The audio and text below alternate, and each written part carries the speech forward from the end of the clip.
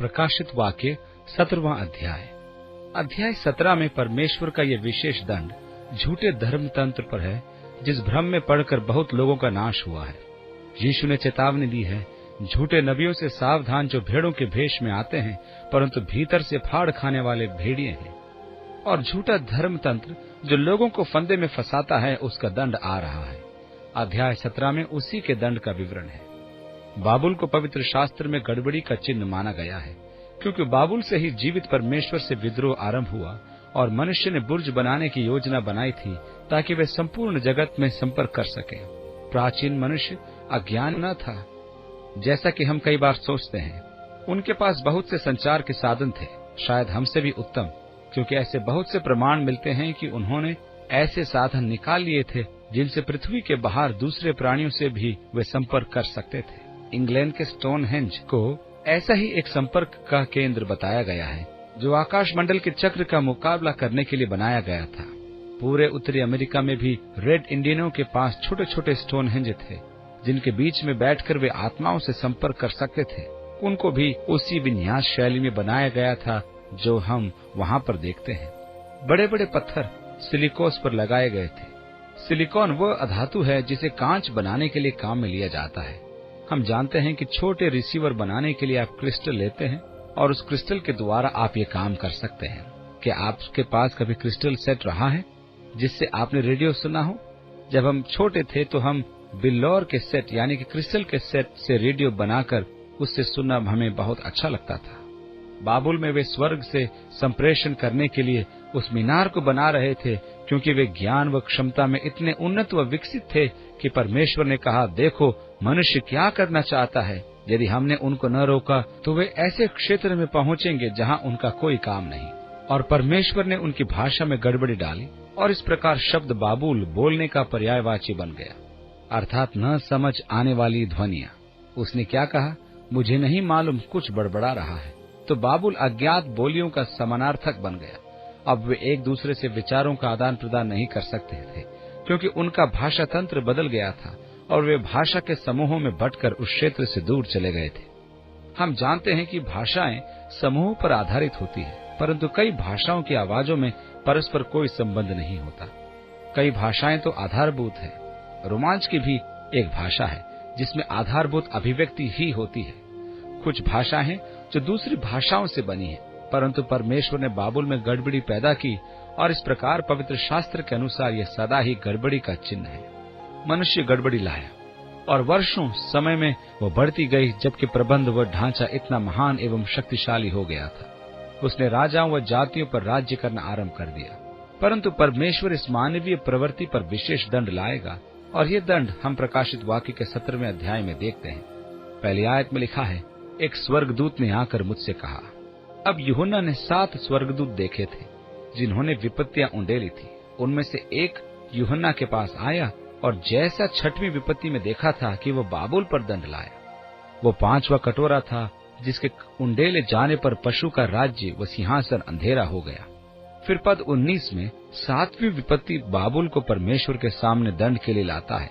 बेशक 7वां स्वर्गदूत, जिसका काम बाबुल नगर को विशिष्ट रूप से दंड देना था, और वह दानियल के पास आया था कि उसे उस धर्म तंत्र को नाश को विस्तार से बताए, क्योंकि वह मनुष्य के प्राण के लिए फंदा था। और जिन 7 स्वर्गदूतों के पास वे 7 कटोरे थे, उनमें से एक ने आकर मुझसे यह कहा कि इधर आ, मैं तुझे उस बड़ी वेश्या का दंड दिखाऊं जो बहुत से पतियों पर बैठी है।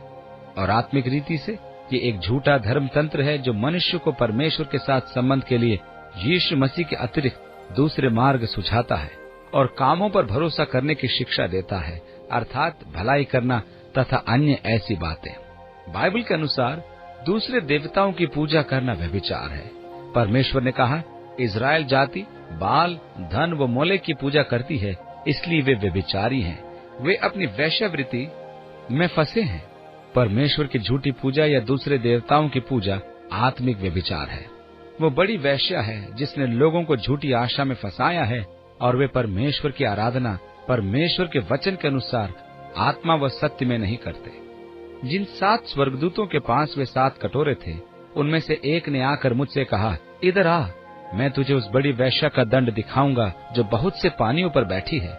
जिसके साथ पृथ्वी के राजाओं ने व्यभिचार किया और पृथ्वी के रहने वाले उसके व्यभिचार की मदिरा से मतवाले हो गए थे। तब वो मुझे आत्मा में जंगल को ले गया और मैंने किरमिजी रंग के पशु पर, जो निंदा के नामों से छपा हुआ था और जिसके 7 सिर और 10 सींग थे, एक स्त्री को बैठे हुए देखा। लाल रंग का पशु मसीह विरोधी है। और तीसरी आयत में निंदा के नामों से छिपा हुआ, जिसके 7 सिर और 10 सींग थे। ये पशु का विवरण है। हमें इसके लिए लौटकर प्रकाशित वाक्य के 12वें और 13वें अध्याय में जाना होगा।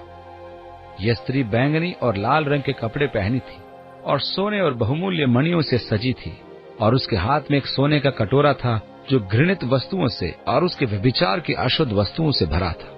और उसके माथे पर यह नाम लिखा था, भेद, बड़ा बाबुल, पृथ्वी की वेश्याओं और घृणित वस्तुओं की माता। समय नहीं कि हम उन बातों की गहराई में जाएं जो आज कुछ कलीसियाओं में व्याप्त है। ये कहना काफी होगा कि प्राचीन बाबुल में निम्रोद की पूजा होती थी, जो तामूज और उसकी माँ सेमिरामी या अश्तरात देवी थी। वे माँ और बच्चे थे। निम्रोद को कुंवारी से जन्मा माना जाता था। वो कुंवारी थी और उससे उसका जन्म माना जाता था। उनके लोग पूजा करते थे। वो महान धनुर्धारी भी थी। कहानी इस प्रकार है कि शिकार करते समय एक सूअर को उसने मार दिया और उसकी लाश 3 दिन तक वहीं पड़ी रही और वो फिर जी गया। और उसके पुनरुत्थान को लोग अंडों को रंगने तथा खरगोश की पूजा करके मनाने लगे, जो कि अपनी उत्पादनशीलता के लिए प्रसिद्ध है। यह एक बड़ा उत्सव माना जाता है और उसको अश्तरात कहा, जिसमें उन्होंने उसके जी उठने को रंगीन अंडों आदि से मनाया और वर्ष प्रति वर्ष उसको अश्तरात के रूप में मनाया जाने लगा। ये रुचिकर है कि वहीं से हमारे अंडों को रंगने की परंपरा चली आती है। माना जाता है कि उसका जन्म 25 दिसंबर को हुआ था। उसका जन्मदिन वृक्षों को सजाकर और उन्हें सोने चांदी से सजाया जाता था।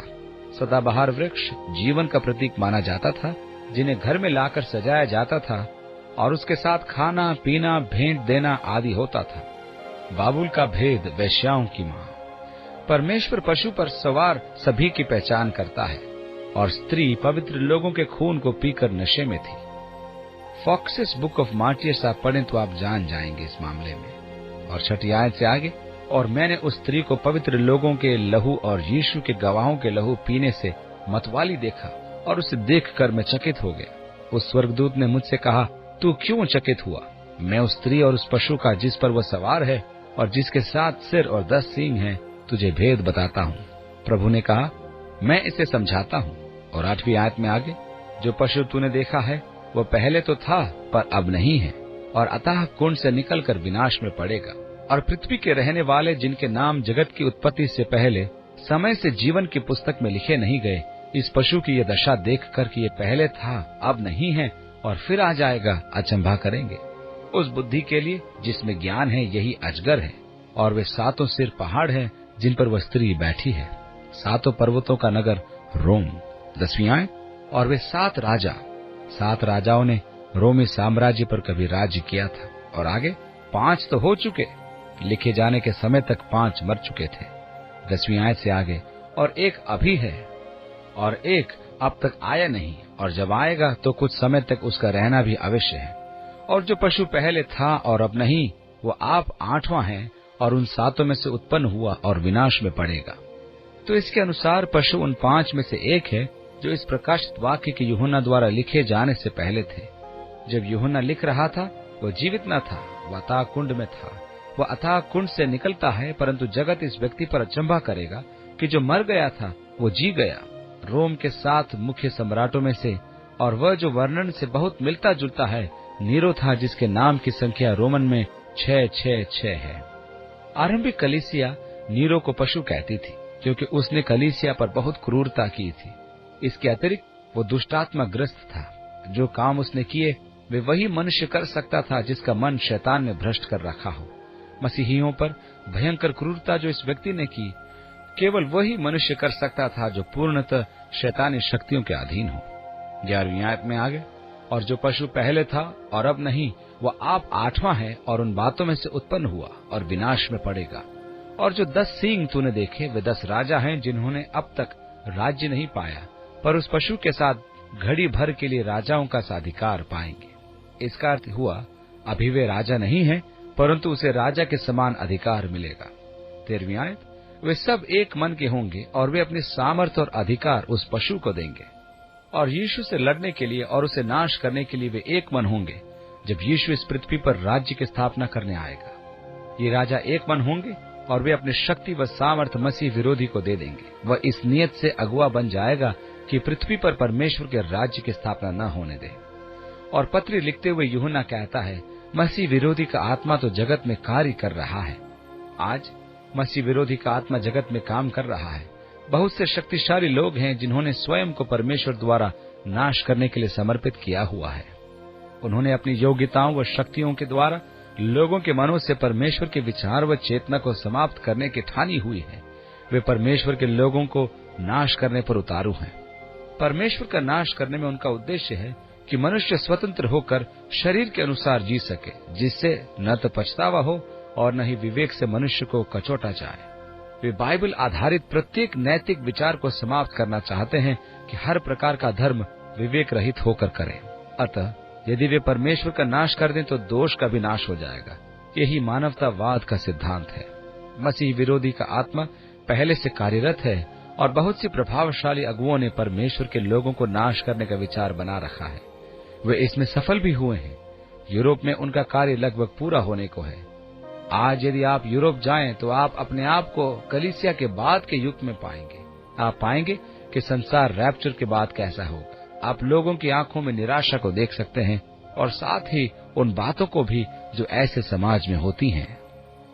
आप नारीत्व के पतन को भी देख सकते हैं कि किस प्रकार बेचारी लड़कियां खिड़की से खड़े होकर आने जाने वालों को इशारा करती हैं। उनको व्यापार की वस्तु के समान प्रदर्शित किया जाता है।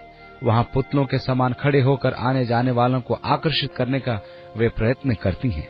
आज आप स्त्री के उस पतन को देख सकते हैं जो भ्रष्ट लोगों के द्वारा किया गया है, क्योंकि परमेश्वर का बोध उनमें नहीं है।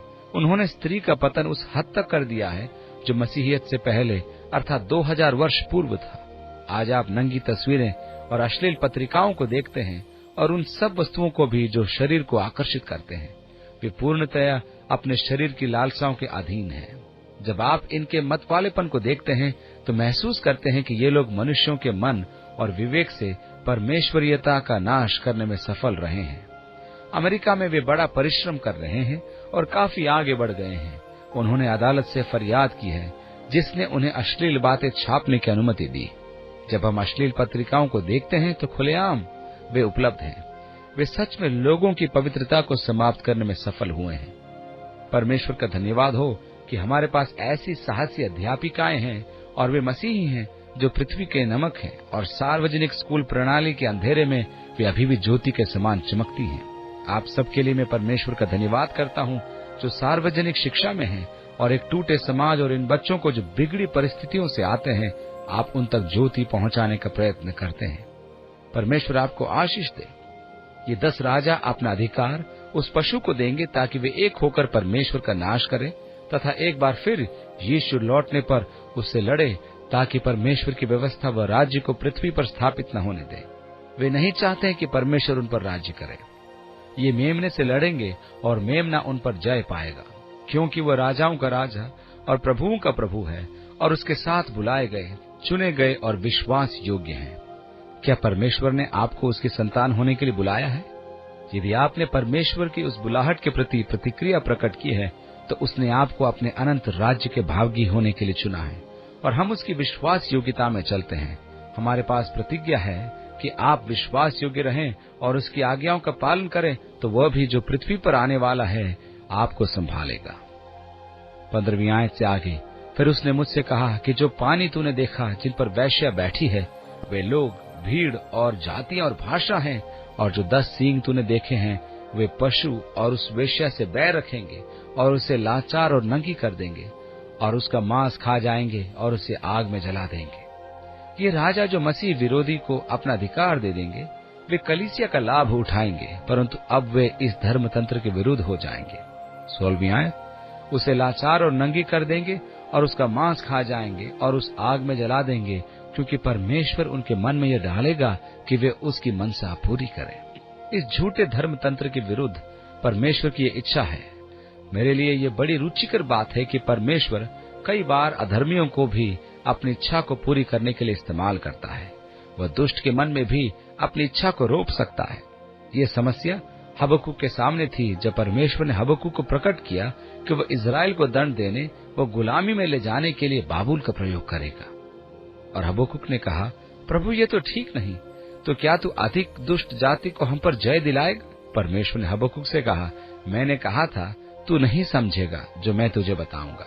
तो परमेश्वर ने उनके मन में वह डाला जो वह करना चाहता था। और 17वीं आयत में आगे, और जब तक परमेश्वर के वचन पूरे न हो लें तब तक एक मन होकर अपना अपना राज्य पशु को दे दे। और वह स्त्री जिसे तूने देखा है वो बड़ा नगर है जो पृथ्वी के राजाओं पर राज्य करता था।